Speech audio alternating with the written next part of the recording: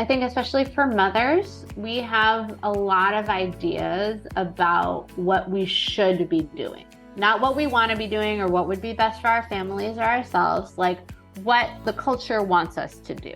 And I think we would all do better. And I think this is anyone who is a parent of any child of any age to say, is this something that I am expected to do? Or is this something that actually aligns with my values and what I hope to have, the relationships that I hope to have with my family members? That's my whole kind of philosophy on all relationships. Hey everyone, welcome to Bite Your Tongue, the podcast. Join me, your host, Denise Gorant, as we explore the ins and outs of building healthy relationships with our adult children. Together, we'll speak with experts, share heartfelt stories, and get timely advice, addressing topics that matter most to you. Get ready to dive deep and learn to build and nurture deep connections with our adult children. And of course, when to bite our tongues. So let's get started. Hello, everyone, and welcome to another episode of Bite Your Tongue, the podcast. You know, over our hiatus, we were working so hard to get some great guests, and today's guest is one of our best. But before we start, I'd like to remind all of you, I have to say it at the beginning because it's important, help support our podcast. Just visit our website, biteyourtonguepodcast.com. Click on the Support Us tab.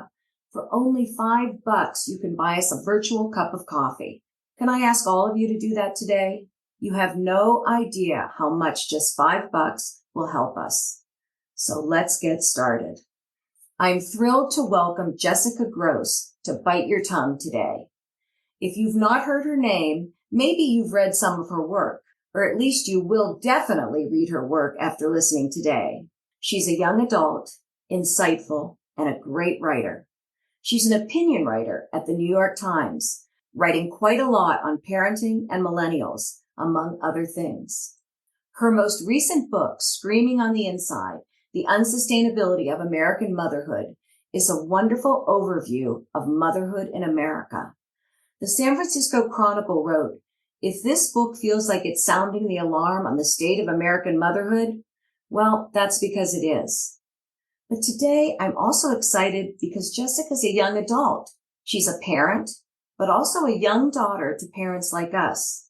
She wrote a New York Times article several years ago that caught my attention. It was called, "Your Mom is Destined to Annoy You: How to Manage Your Inevitable Holiday Regression." And then, after the height of COVID, when folks started traveling again, she wrote an article titled, "The Return of the Holiday Agita." So welcome, Jess. We're so excited to chat with you today.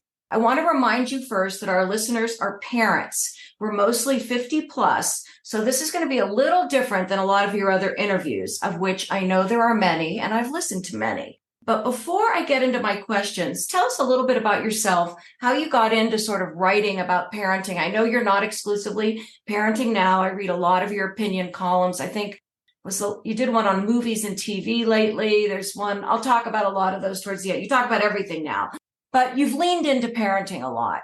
How did you get here? Not intentionally. I always say, I don't ever have a 5-year plan. I think if you are in creative work, it can be really kind of deadening to really plan things out too precisely. But, you know, I always wanted to write. I always wanted to be a journalist. Fresh out of college, started working for a music magazine, and then I worked for a food publication and food and restaurants. And then after that, I worked at Jezebel, which was, you know, is a women's website, started in 2007. And I was there the first couple of years it was around. And then I worked at Slate, and then I was freelance, and I wrote a couple books along the way. And I worked for a startup.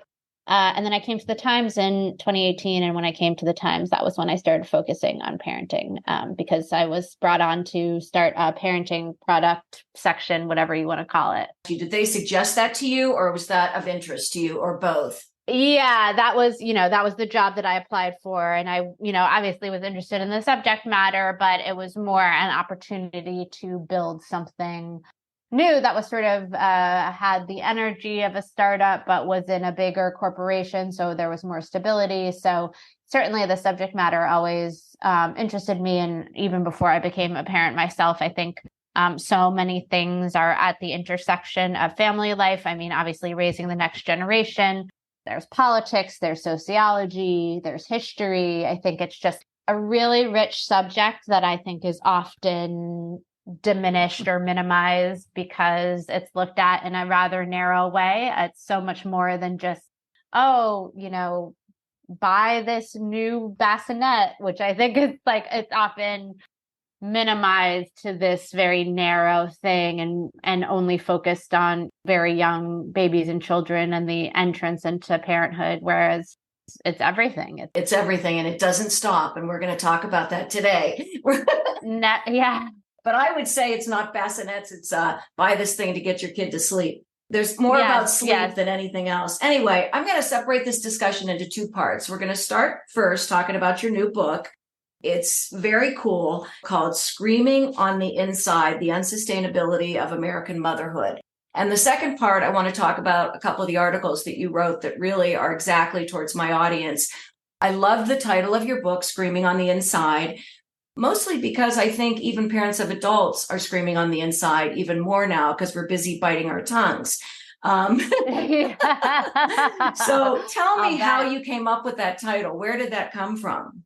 So that was actually my agent's idea, because I wanted a title that was a little bit tongue-in-cheek, but that also expressed the fact that a lot of these feelings are internal and they're normal, and having ambivalent or sometimes negative feelings about your role as a parent, people have always felt this way.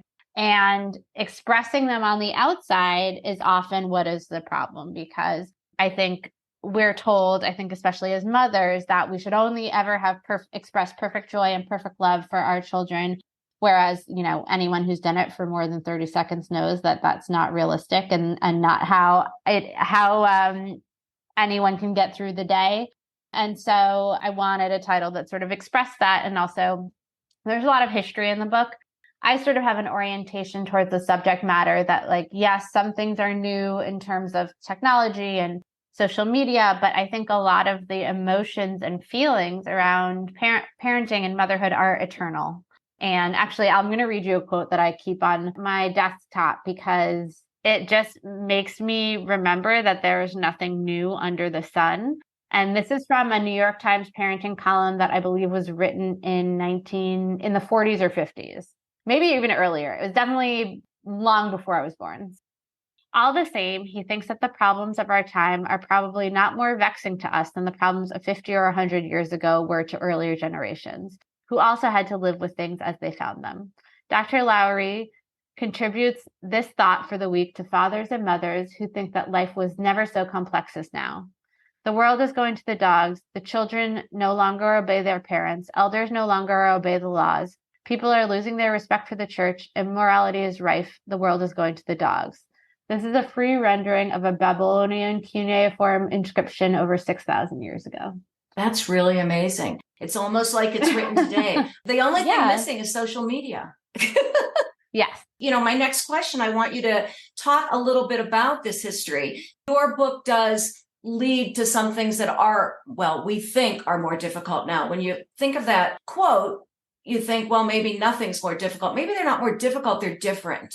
So I have this line in the book also. It's just all of these things are just shape shifting. So yes, they have different trappings because life changes. I think one thing obviously that has changed a lot in the past, 50 to 100 years is more women working outside the home, which is different, although not historically necessarily unprecedented in terms of mothers have always worked. When we lived in a more agrarian culture, all they did was work. There was farm work. So, I think these ideas of, mothers don't work, that's just historically inaccurate. It just looks different, but the essential emotions and the fears and love and feelings that we have about our children, those are eternal. Okay. So I'm going to skip that part because I really think you've summed it up. And in your book, you go into quite in depth about the history. So people that are interested should really grab the book. because it's quite interesting. Is there anything you want to say about the history we haven't covered, sort of? I mean, I think you've summed it up in what I wanted, but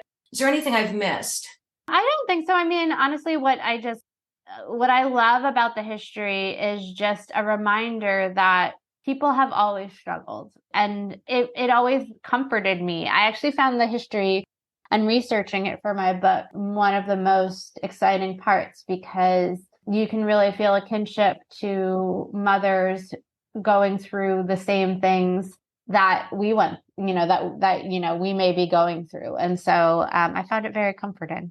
I remember, I mean, I'm old enough to remember when the television was coming out, we were getting them in our homes and people were saying it's demise of the American family. So it's a similar kind of thing. All these different things sort of people, slammed or whatever. Exactly. Okay, so let's move on. Also, your book brings up lots of political issues, and correct me if I'm wrong, but from my viewpoint, probably what I think is one of the most critical issues is decent and affordable childcare. The children seem to take a back seat these days. Do you agree, or what would you say stands out as one of the most critical issues that we all need to really work on? I know there's hundreds, so I'm asking you to bring one or two to the top.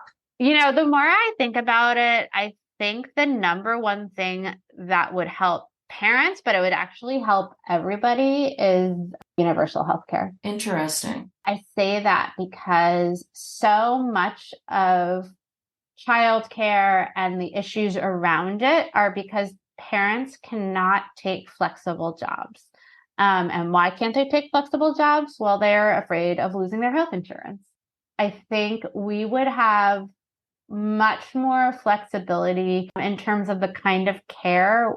We have a very inelastic childcare resource amount of, that we don't have enough resources, full stop. Obviously, there are not enough childcare providers. It is too expensive. The answer right now, the only answer we have is that everybody work more.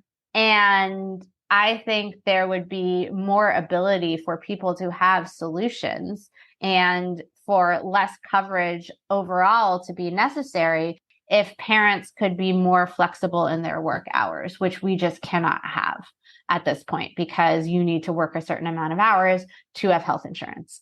And it would also we have a maternal mortality crisis. And part of that crisis is because there is not adequate maternity care. And there's not definitely extremely inadequate postpartum care. Again, all of these issues are so systemic. And whenever I think about what is the number one thing that I actually think would help the most people, including and especially parents, universal health care. Yeah, I guess that's probably true, I think, but you're right. Universal healthcare is tangled into every other one. Exactly.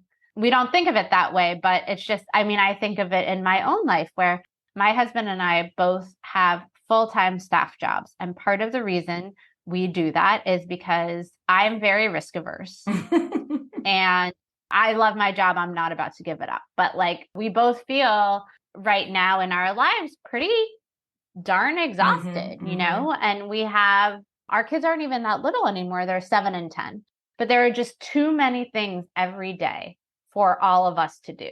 If one of us could work fewer hours, or both of us could work fewer hours and not worry about not being able to have catastrophic health coverage, it would be life-changing. And we are so privileged, Well, that's what I'm saying. There's such a huge socioeconomic difference in so many families. It's hard to really, I'm not saying this right. You continue, because I'm not saying it right. No, you really are. You are. I mean, that's the thing about universal healthcare. It's there was just an article in the Times about how even upper middle class families in New York City are struggling to afford care because it is so expensive. We need more subsidized care kind of for everyone. But I think, again, it is such a big problem that it would be good to have more levers to pull. And right now, parents working less, which I think a lot of parents would prefer to do, especially when their kids are little, that's not a lever we can pull. We don't have the ability to pull that because they need housing. Again, everything is sort of all intertwined. It's interesting that you say when they're little, because I always really was a believer in a lot of my friends. We're all parents of adult kids. Anyone can change a diaper. Anyone can take them to the zoo. when you want to be around is when they turn about 13. There's some truth to that it's your joy you're missing when they're young, really. Mm-hmm. When you want to really know what's going on is when they hit about 13. And a lot of parents start going back to work more when they hit 13 because they can. That makes sense. That really makes sense. From my vantage point, I'm so glad you're pushing for all this because we've come a long way. I mean, when my kids were born, there wasn't parental leave at all. And now all of us are looking at our kids. And again, it's a higher socioeconomic level, higher, jobs with full staff, all of that. Some of these young men are getting 4 to 6 months off. That just seems crazy to us. And yet it's wonderful. I never, ever want to diminish the fact that we have come so far in such a short period of time. I mean, I remember in the book, I interview a historian who I believe is in her 80s. And I was talking to her on this day where I was like, nothing's ever going to change. It feels like we've been stuck in the same conversation for 30 years. And she was like, the first job that I had to sign something that I said I would agree to quit if I got pregnant and was showing. So I just always want to be appreciative of the progress that we've made. And I think all the time about how, when my parents got married in 1972, my mother couldn't have gotten a credit card on her own, which is just completely baffling to think about. And so certainly things are so much better than they used to be. And I'm deeply appreciative of all the people, particularly women who fought these battles before me, because they were real battles. No one was giving this to anybody out of the kindness of their heart. And speaking of your parents, they're both doctors. How did they deal with raising you? I mean, do you have siblings? Is it just you? I have an older brother. And how did they manage, do you think, back in their day? So, I think that in a weird way, when I talked to my mom, I think in some ways it was easier for her, only because she didn't feel guilty. I think she had that feeling of like, I'm fighting for this. She didn't have time to feel guilty. She was one of 5 women in her medical school class. She really was. It was unusual when she was in medical school from 1970 to 1974. At the time, there just were not many female doctors. And so I think she didn't really spend a lot of time worrying about, am I spending enough time with the kids? And this and that. The other thing that I think I definitely feel sort of more guilt than she did, which is kind of interesting. My dad was really, I think, unusually involved for a man of his generation. He really did a lot of the childcare. They really were a partnership in a way that I really admire and I think was inspiring as I made my own family. But they were definitely constructed their lives to be pretty involved. They obviously had the privilege to have control over their schedules, at least some control. Definitely not total control. But, my dad was a super early riser, still an early riser to this day. So he would always take the first shifts in the morning. So he was gone before we woke up. But that meant that he was often regularly home for the day by 4 p.m. And he would come to our sports games and, be home for dinner. And my mom, she ran a psych ward at a local hospital for a while. And then actually kind of exactly what you say, when we were getting older, she wanted to be home more and have more time for us. And so she moved into private practice and she had a home office. She was really around. I feel like they showed me how to have a pretty good balance of career and home and still being sort of very highly involved in our lives. Interesting. They were trailblazers, although I guess, they're older than me and much younger than my parents. So hard for me to relate completely. Yes. And I know right now your parents help with your childcare. Is that right? Not as much anymore. They did during the pandemic. We moved in with them so that we could work in 2020. And that was actually really lovely in a lot of ways. We see them once a week. They come for dinner on Sundays and it's great. So our kids have such a really strong relationship with them. That's great. When they were babies, they would watch them on Fridays. So before they were in preschool, when they were like little, they're so close to my kids. It's so special. How about your spouse's parents? Are they as close? They are. They have a geographic disadvantage. So actually they were just here last night and our kids love spending time with them, but they live in California. Yeah, there's been a lot written about. In fact, there was a recent article, maybe it was the New York Times, about the grandparent effect or something when families live together with the grandparents, what an effect it has on the kids. Yes. So many parents of my generation are literally moving geographically across states, across the country to be closer to their kids when their kids have kids, mainly for childcare. What else can our generation understand about your generation, and how can we be more supportive of our adult children in this whole young parenting arena? So I would say, it's complicated. It's hard because it's like, I would say I always pretty much agreed with my mom and looked to her for advice about child stuff, so it's never been a source of tension in my family, but I understand that many people do find this to be a source of tension, and there's a lot of disagreements about choices that may be made. And I love the title of your podcast. I think often, if you are not concerned that a child is in danger, you just got to bite your tongue. Mm-hmm. Do you think your mom does that? Or do you think you're accepting of whatever she says? I'm sure she bites her tongue a lot. She wouldn't tell me. I'm sure. Okay. Right. No, usually we don't. We just bite our tongues. Yeah. I would say, I'm sure there's I would say, like, I'm sure there's low stakes things that she sees me do that she is like, well, that's not how I would have done it.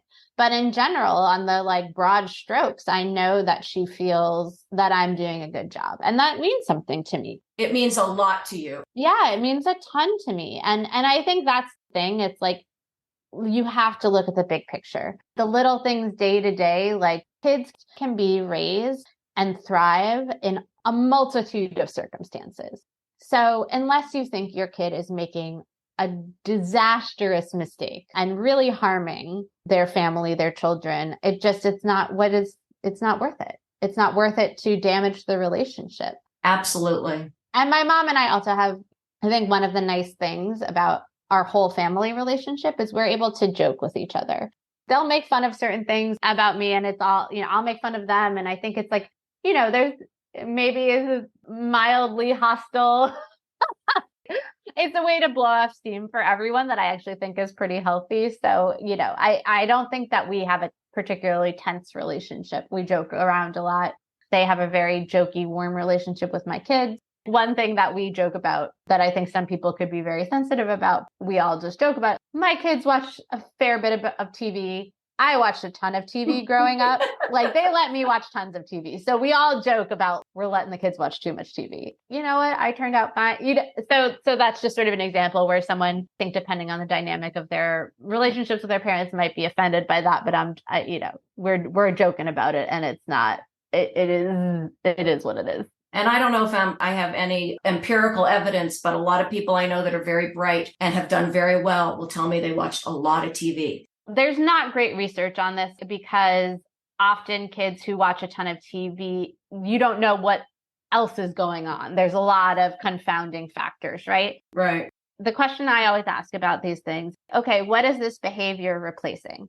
If my kids only watched TV and they didn't also read all the time and were physically active and had friends, I'm not worried about it because they both read a ton. Their homework's done. They're playing outside. Do I occasionally feel guilty about it, especially if it's like a rainy Saturday and nobody's left the house for hours and we're all in our screens? That's not ideal, but you just need to look at the holistic picture of your kids. And I think you should think about that in kind of everything. I think a lot of parents get really worked up about what their kids are eating. That's sort of another example. Another big thing. You have to look at the whole picture of the week. I'm sorry to interrupt you, but everything you're saying sounds like someone from my generation talking. I don't know. I'm like out of step. You are really out of step.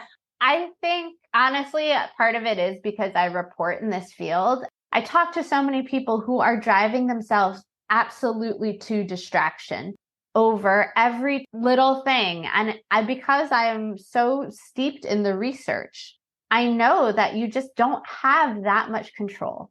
You cannot control absolutely every little thing. You need the big picture things, which is stability, enough food to eat, being warm and loving, and hoping you can just hope for the best and having expectations of behavior that are reasonable and having structure. Like the one thing that I am very anal about is structure. My kids have a predictable structure to every single day. I was just like that, Jessica. My friends thought I was crazy. They need that. They want that they want to know what is happening for them at a certain time. I have stock phrases that I say to the kids that drive them absolutely. They make fun of me for them, but it's okay. What are they? You've got to well, share the one them. that it's like when they complain about their teachers or, kids at school that they don't like. I always say, learning to deal with people that you don't care for is an important life skill. So Absolutely. You're not going to you got to learn to get along with people you don't like. Right. So that's one that my older daughter has been making fun of me about a lot. The one that my younger daughter makes fun of me is, I think I only said this once, but it stuck with her. If you're early, you're on time. If you're on time, you're late. If you're late, don't bother. I don't like wasting people's time. I think. Oh my gosh. Yeah. I'm just like that. My husband is always late and it drives me out of my mind. I've trained them very well. My husband he's not late, but he just wants to be regular on time. And my girls now will just nag him. They're like, no, we got to get out of here. Well, you're lucky. I tried my best. Anyway, okay, we need to move on here. I want to talk about, you write in your book that no one wants to admit they're struggling. And you kind of talked about this in the beginning, screaming on the inside. Everyone wants to be the model parent. Social media comes into play. That doesn't change when your kids become adults. Everyone holds in the struggles that they're having. You were around as I'm sure you know, as a young parent, you have a lot of friends, parents of other kids your kids go to school with. Okay, they move on. You see them later. You're going to want to say, Sally's doing great, even if she's a drug addict. Right. I mean, I hate to say that. That's true. How do we deal with this? Is there any answer to this? How do we handle the guilt or the screaming on the inside, I guess? Well, I mean, to me, I think it's the biggest thing that has helped me is having close confidants. So I have friends that I really depend on. I can be completely honest with them and feel that I am not being judged. I think those people are hard to come by. They don't just grow on trees. And that has been so sustaining for me. But I also find reading, I am actually really deep into this incredibly long biography of Sylvia Plath that came out in 2020. Oh my gosh. And for me, just reading all of these histories of women who have been through, if not identical things, but dealt with some of the same issues. I don't know. It just, I find it, listen, I don't want the ending that Sylvia Plath had. No, you don't. You don't. But at the same time, I think there can be validation and just understanding that everybody has struggles. Things don't always turn out. It's not a moral judgment on you. I think you're right. We all have to be more open. You're right. And I think the confidence, I think you'll find change throughout your life. Well, not completely. I still have some from high school, but they go around. Does that make any sense? Yes. As we all were raising our kids, we were different geographically, didn't share as much. We're back now to sharing more. It's interesting. So you're right. All right. Before we close on the book, Screaming on the Inside, is there anything I missed? Oh, no, I don't think so. Okay. What compelled you to write Your Mom is Destined to Annoy You? How to Manage Your Inevitable Holiday Regression. It was before Thanksgiving. I think I've gotten better about it in the past couple of years. There just was always this moment where my mom is usually my mom. She wouldn't even be doing anything wrong. And she would just be getting on my last nerve. And it wasn't fair to her. And it wasn't that fun for me. And I think it's become honestly easier since I've had kids, because it's like I see how my middle schooler gets annoyed by me in the exact same way I get annoyed by my mother. Well, I bring that up later. I actually bring that up. I'm going to bring it up right now. In your podcast, when you were interviewed with Christina P., I guess she's a comedian. Yes. I don't know her. She just goes by Christina P. Anyway, I love that interview. Anyone listening, you should listen to it. You talked about looking for a pair of pants for your daughter. She said she wanted them. You got them, and she was not happy about it. And I thought to myself, oh my gosh, that's exactly what happens as the parent of an adult child. You knock yourself out. trying to find the right thing and you buy the wrong thing or it doesn't fit or whatever. And you feel bad about it. You get shot down. So it never stops. Yeah. What was your reaction to your daughter when she said I laughed. That? It was hilarious. Like she was like, cause she totally insulted me.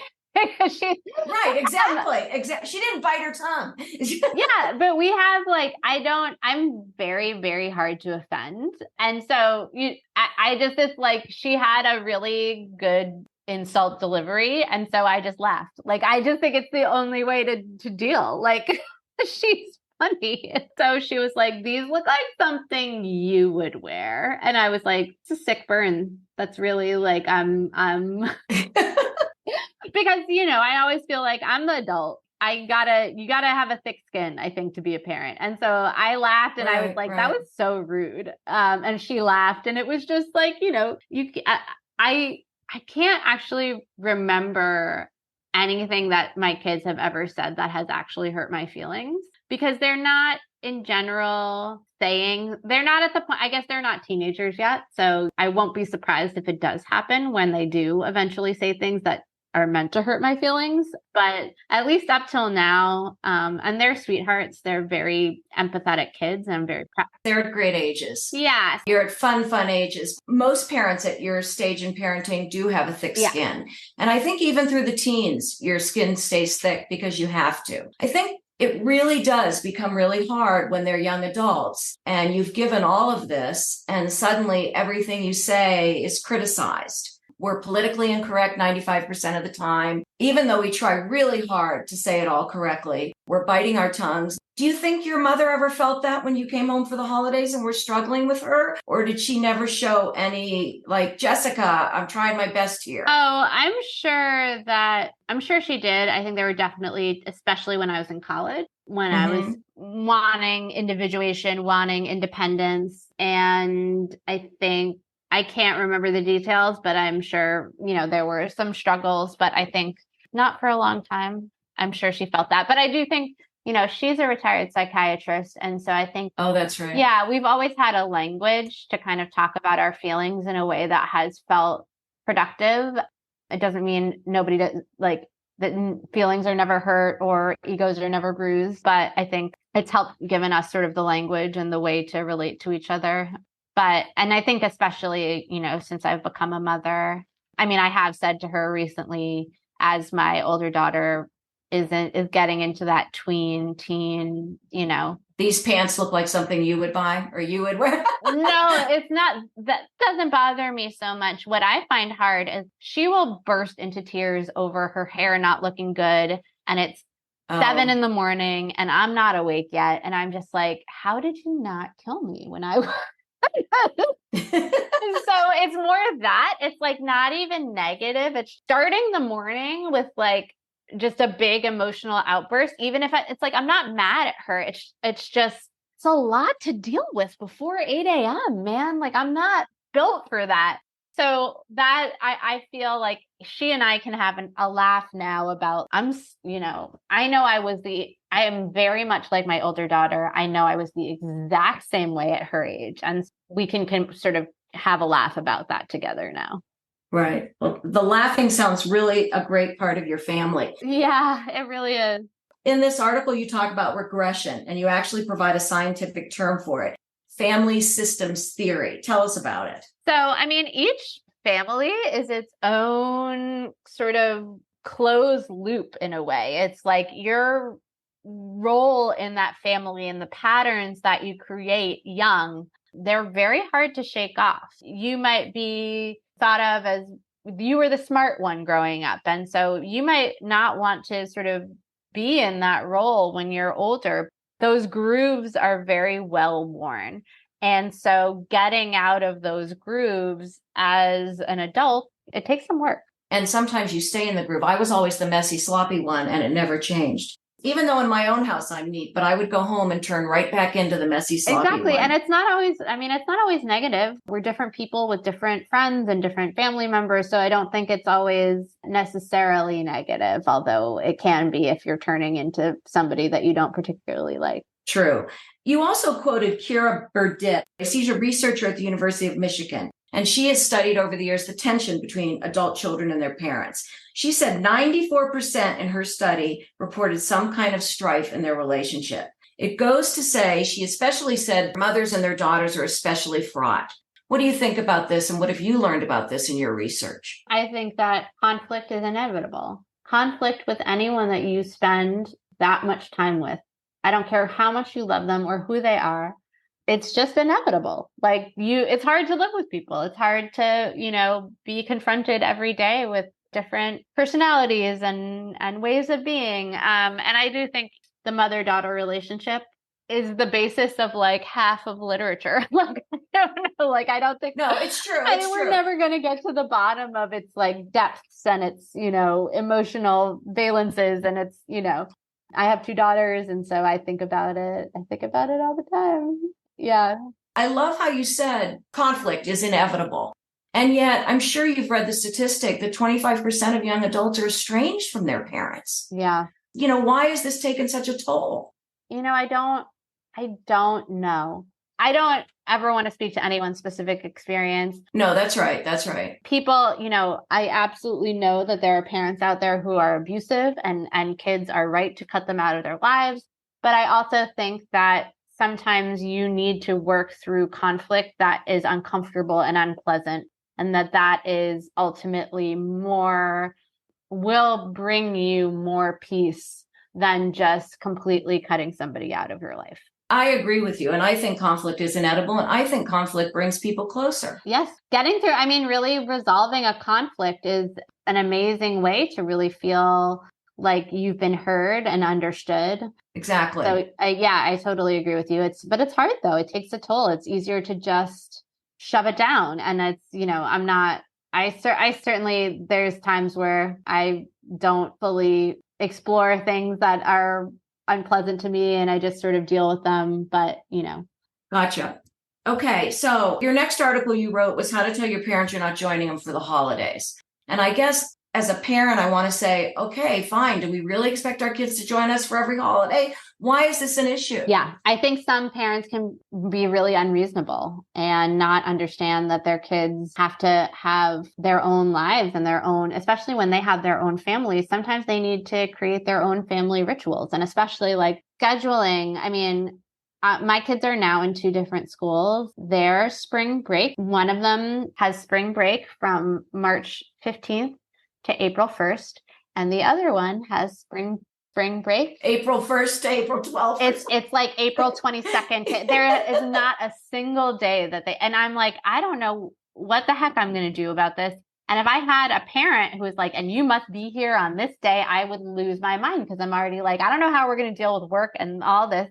So I think there just needs to be open conversation about needs. And I think sometimes if the ritual itself is so, so important, can it happen on a different day? We need to all be flexible about our needs. I think we also need to understand, and I actually had this conversation with one of my sister-in-laws. My husband and I had kids first. And long before any of his siblings had children. And I think that there was a feeling, which I totally understand, of mild resentment that everybody was always sort of attending to our needs first, and so I was glad to have that conversation and say you're totally right. We need to come visit you more. It's just about actually having the conversation and the give and take and being somewhat flexible, because at the end of the day, what do you want? You want to see each other. You want to have family time. Shouldn't that be the goal, however it can happen? And so I think it's a shame if you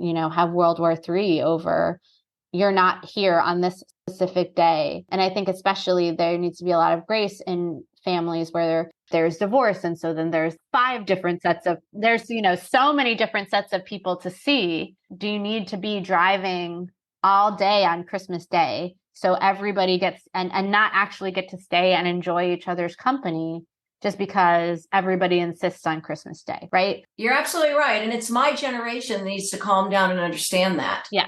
I think I mentioned, or I wrote something about, Carl Pillimer wrote this. He told me about, and I've mentioned this in I think it's intergenerational state. Our generation has a greater stake in the relationship, whereas your generation is building their own life. Yeah. You have a great care for the relationship. You want to be close, You want to be family, but you're building your own family right now.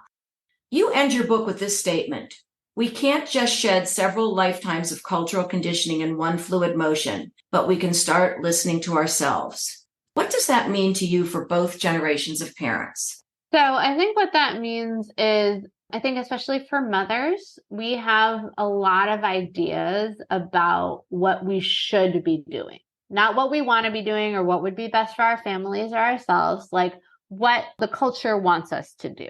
And I think we would all do better. And I think this is anyone who is a parent of any child of any age to say, is this something that I am expected to do?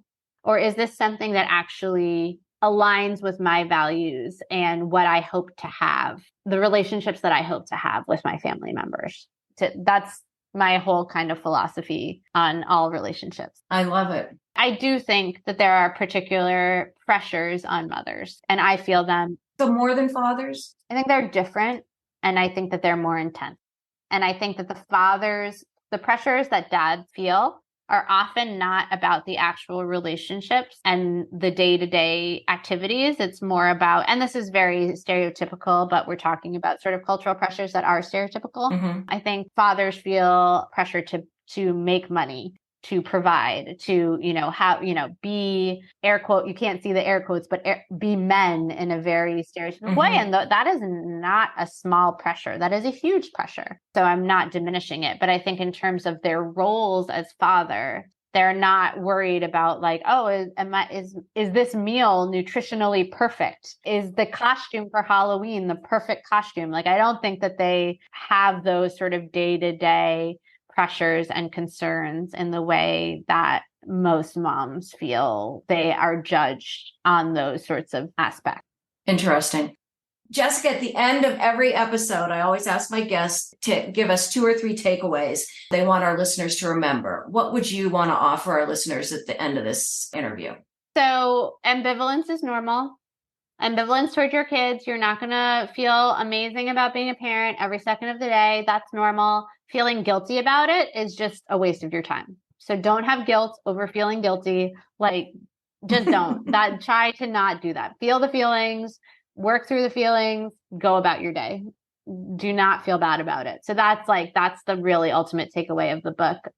Second takeaway, try to find joy in the moments that you have with your children. I think about this all the time because we're always rushing to and fro. We have so many things to do. They have so many things to do. I have so many things to do. Wherever you can find it. I think I mentioned this in the book as a moment, and I'm just thinking about it because I did it last night.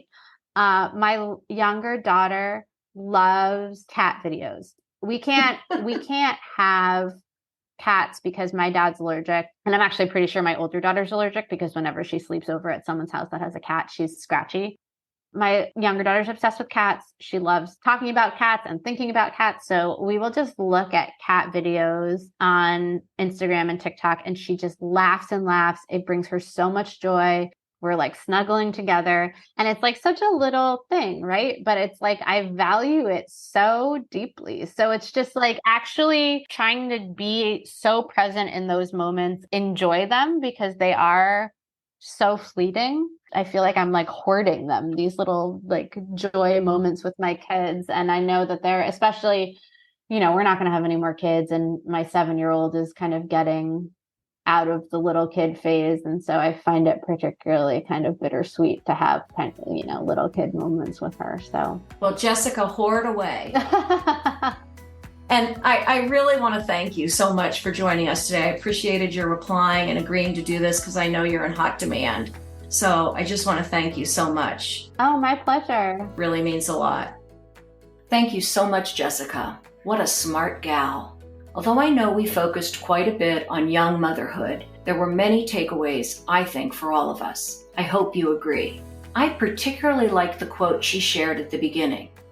I found out that it was written in 1939 by Catherine Mackenzie in the Children and Parents section of the New York Times. So when we think things couldn't get any worse, and we worry about social media, morality, losing respect for religion, elders no longer obeying laws, and so much more, we realized that in 1939, they were talking about some of the same things.